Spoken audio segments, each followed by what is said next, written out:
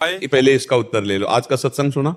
आज के सत्संग में था भगवान आपके वर्तमान के देखते हैं, पूर्व जीवन को नहीं देखते। तो आपने सुना सत्संग? आज सुना? नहीं सुना, इसलिए प्रश्न किया। सत्संग एक अमूल्य वस्तु, यदि सुने तो प्रश्न ही न रह जाए। ध्यान दो, सत्संग में आज एक वचन था कि भगवान वर्तमान के जीवन को देखते हैं, पूर्व के जीवन में नहीं। ये कितना पापी रहा है, नीच रहा है, ये नहीं देखते। अभी मेरा भगत है, भजन कर रहा है, ये देखते हैं। इसी से कल्याण हो जाता है।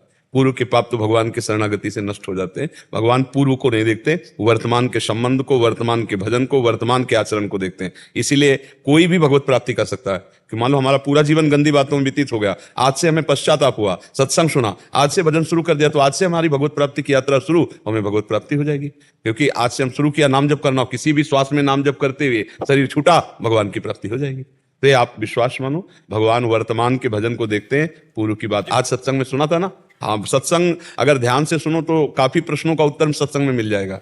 और शारीरिक रोग हो तो महाराज जी भजन में जो बाधा होती है पूर्व के कर्मों के अनुसार, तो उससे मुक्ति करके कैसे? नहीं, शरीर में ज्यादा प्यार करने से परेशानी होती है। 3 बच्चे हैं ना, इसलिए उससे भी मुझे पाप ही लगा होगा। मैंने ये कह रहे हैं कि अभी शारीरिक कष्ट या रोग प्रकाशित हुआ है। हाँ, पर सबका पालन पोषण भगवान करते हैं। मान लो जिनके माता पिता पधार जाते हैं तो उनकी संतानें ऐसा थोड़ी कि बड़ी नहीं होती, उनका पालन पोषण नहीं होता, फुटपाथ में आ जाते हैं, ऐसा नहीं। भगवान सबका यथा योग्य कर्म के अनुसार भरण पोषण करते हैं। जितना आपसे बन सके उतना कीजिए, नहीं आप देखिए अपने आप सब होगा। भगवान अपने आप पूरी सृष्टि का पालन पोषण कर रहे हैं। आपके तो 3 बच्चे हैं, भगवान के तो तीनों लोक के बच्चे हैं। सब तीनों लोक का पालन करने वाले स्वामी हैं। तो आप चिंता मत करो, नाम जप करो। और शरीर के दुख सुख तो भोगने पड़ते हैं।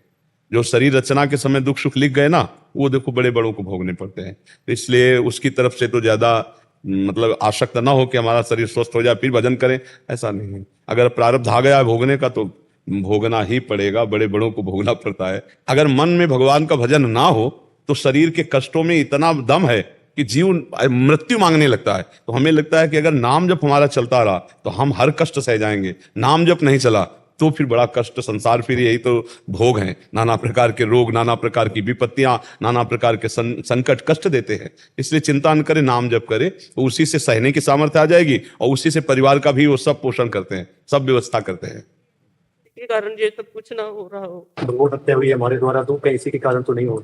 खैर, हम ये तो जरूर बार बार सब गृहस्थों से प्रार्थना करते हैं कि ये जो आप गर्भ हत्या, भ्रूण हत्या करते हैं, ये महापाप के अंतर्गत आता है और ये आपको दंड देगा। आपके परिवार में, आपके शरीरों में ये नाना प्रकार के विघ्न पैदा कर दे। सोचो आपका छोटा सा बच्चा, संतान जो आपके गर्भ में पल रहा है, आप उसे नष्ट कर दें तो पाप नहीं बना? आपके आंगन में बच्चा खेले, एक थप्पड़ कोई मारे आके तो आपके कलेजे पे लगता है। और आपका बच्चा जो गर्भ में खेल रहा है आप उसको नष्ट करवा रहे। तो ये गलतियां सत्संग ना होने के कारण, संयम ना होने के कारण और नाना प्रकार की कुमार्गगामी प्रवृत्तियों के कारण, जैसे बच्चे मर्यादा से नहीं रह रहे हो, कभी ऐसा दोष हो गया तो फिर गर्भ हत्या करवाना, भ्रूण हत्या कराना, या संयम से गृहस्थ नहीं रह रहे, उनको संतान की आवश्यकता नहीं, असावधानी की, गर्भ रह गया अब उसको नाश करवा देते हैं। ये महत पाप है, महापाप है। मतलब भगवान ही रक्षा करें। ये ऐसे पाप है कि वो तुम्हारे पूरे परिवार में अशांति पैदा करे रहेंगे। उनका मतलब बल बहुत विचित्र है। जैसे सोता हुआ कोई पुरुष, उसकी हत्या करना, गर्भ स्थित बालक की हत्या करना, किसी सोती हुई स्त्री की हत्या कर देना, ऐसे कई ऐसे महापापों में, ब्रह्म ऋषियों की हत्या कर देना, महापापों में आता है कि ये बहुत दंड देने वाले। गौ हत्या, ब्रह्म हत्या, ये सब बड़े बड़े पाप हैं। तो भ्रूण हत्या का पाप तो है ही। तो भगवान का भजन करती हो, अगर बन सके तो श्रीमद् भागवत का साप्ताहिकी पाठ करवा ले।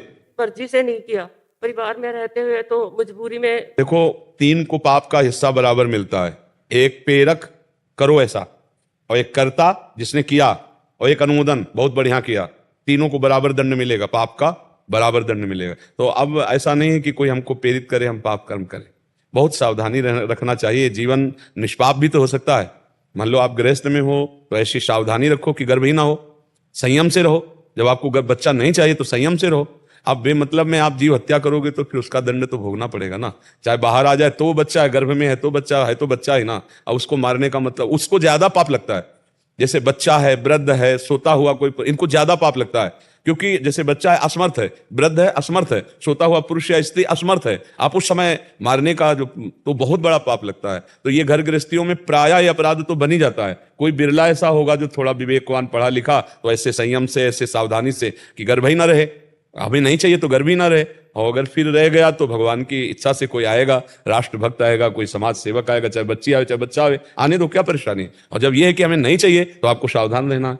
गृहस्थी में सावधान रहो। बहुत से ऐसे उपाय हैं जिनके द्वारा आप सुरक्षित रह सकते हैं, हत्या भी नहीं होगी और आपका गृहस्थ धर्म भी चलेगा। तो अब जो हो गया उसके लिए परेशान मत हो। आप अगर कोई श्रीमद् भागवत का ऐसा मिल जाए, उसको कुछ दक्षिणा दे के 7 दिन भागवत का घर में पाठ करवा लो संस्कृत से। ऐसा जो कोई ब्रह्म ऋषि ब्राह्मण हो, जो शास्त्रों का ज्ञाता हो, उससे करवा लीजिए। शुद्ध अगर पाठ हो जाए तो अपराध मोचन पक्का हो जाता है। पर ये हम कोई पद्धति नहीं बता रहे, हम कह रहे हैं भूल चूक से हो गई या मतलब उस समय ज्ञान नहीं था, तो उसके लिए प्रायश्चित है।